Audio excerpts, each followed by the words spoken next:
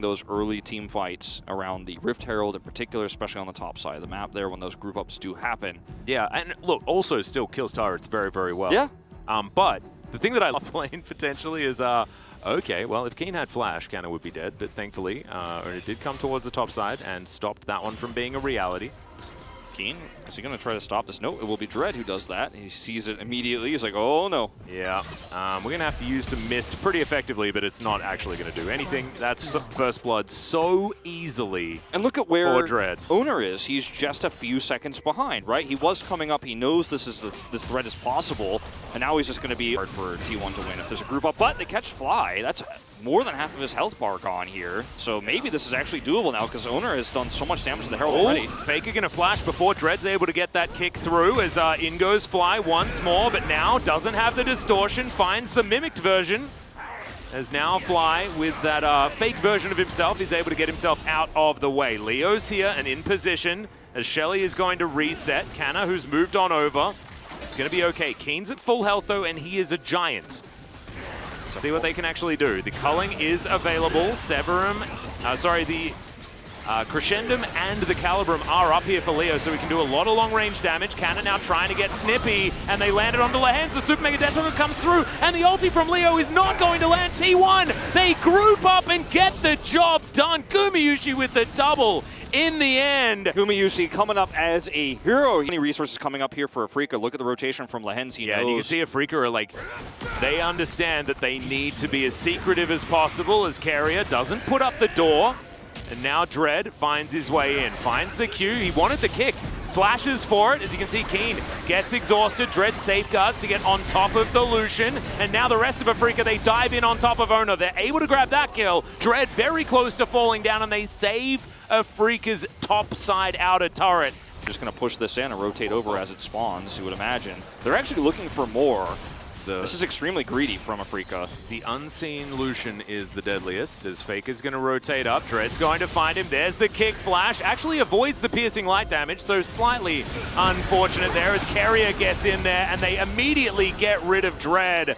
Faker's going to be okay for a little while, but the Moonlight Vigil will be able to lock him down. This kind of tries to find some needlework, but doesn't get it here. Onto AFREECA. Just will be able to charge up a few of them, but not going to land. We were talking about a lack of proactivity from AFREECA in Game 1, but this is not what we had in mind, to be this aggressive. You had a free opportunity, you had Drake Prio, but you got greedy, you wanted even more. And yes, it is a trade, but the trade doesn't favor you because you don't get the Drake anymore. And now T1 out of the way. The arc that's set up here for AFREECA is really nice because they can not only, threaten to collapse in, but they can also just rotate over to Baron if T1 do commit. And that's exactly where they're headed right now. Look at this After one game ward. number 2, AFREECA just hate Cloud Drakes. They do not want to take them. They lost the game because of it last time. They're not doing it ever again. That one ward is a unit trying to get over here. The Drake is taken by Faker, but he's got Realm Warp, he's got Teleport, he's got a lot of ways that he can get through. As Keen gonna get snipped. He's stuck inside, but he's still able to click the Lantern. Snips come forward. They do manage to take down the Lucian, and then immediately Canna goes golden. But look at this Aphelios damage. He's doing a lot of work. You saw Owner threw down the Subjugate. That was onto Leo, so that's going to get him some health back. But they do manage to make their way out of there as AFREECA Fly off to the side. It's going to get slowed down, but will be able to keep himself up for the moment. I mean, just that one kill onto the Lucian gives so much pushing power to T1. They want this inhibitor. They're going to get the turret at least here. They know Fly and Dread are on the flank, but I don't think it's going to be enough to stop them. This should be the inhibitor going down. Yeah, Lance has now put the Lantern on cooldown as well. If they do manage to get the inhibitor, Fly looking for an opportunity to get in. The Mist does go down. The distortion takes him back. And now T1 looking for a potential reset. A lot of things just appear in that pit as Dread is going to get the kickback onto Faker. Now we've got a teleport to come through. Let's see whether they can actually get this. He does have the Zhonya's complete as Fly gets out, but Keen, he's not going to be so lucky. He's stuck in there. Super Mega Death Rocket finishes off the kill as Realm Warp is going to come through as well. That's going to bring Gumayusi over. I was like, some sunk cost fallacy here for AFREECA, Atlas, I think. Right. They were like, well, we waited this long, we might as well just all in on Faker, and his Zhonya's just outlast literally everything, allows T1 to punish. Now they have a man advantage for this Baron.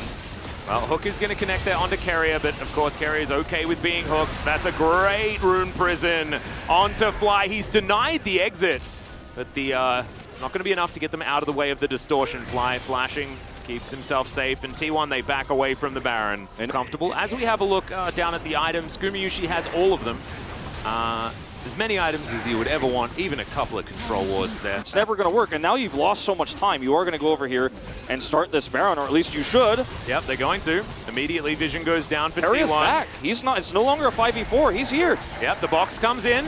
Okay, so they have vision. Can they actually get in there, though, is the question. As that Realm Warp was not exactly where I was expecting it to be, but it might just be the end of Lehens, as it is going to be a trade of supports, but Keen's already dead. Leo has a whole lot of survivability, but just not enough. And T1 roll over the top once again. They'll now start off the Baron, and I think finally this game has officially turned into a T1 big advantage. It's definitely a huge advantage for T1 now, and AFREECA had so many opportunities to make a choice, right? Either commit, hard engage onto somebody after you set up that brush, or rush down the Baron. They made neither choice. They stayed in the brush for a little bit. Whenever the Baron started, walked away under threat, and if he gets slowed or caught by a pillar, he just dies or has to use all of his cooldowns, and he's not useful for when T1 continue to push. The positioning from Owner has been really good in these splits here.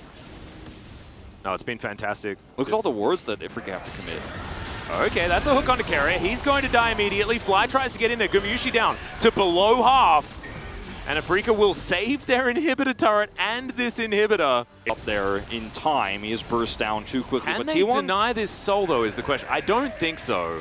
Red's the going to move on in. They're going to do their very best to try and get down. But, I mean, look at all of this CC. And there's nothing else on the map for AFREECA to take. Even gold lead that they have right now. Like, this is T1's game to lose, but I can't shake the feeling that maybe there's just going to be that flip as Dread. Okay, he's going to be able to take the Lantern out. Fly gets towards the side, but he has Distortion to get himself out of the way. Fishing now with these pillars as Canna diving forward, looking for a little bit more. You can see Leo getting dove on. Great kickback onto Canna, but look at the damage. Faker finally able to get in there. Immediately pops to Dread. Now trying to get out of the way, and it's Gumayusi's turn to get the hard carry happening. This is going to be the ace, and T1 will just be able to march down the mid lane and finish off this game. What a great end to this game for T1. Soars a little wide, but Fly. The super mega almost rocket. Press the attacks on him. Is he going to get out of here? Yeah. Looks like the answer is yes. He actually can go back too if he wants to, but the Nexus is going to go down. Yep. T1. Some say that Fly is still running away from T1, but we will never know as T1 do take down the Nexus. They finish off what feels like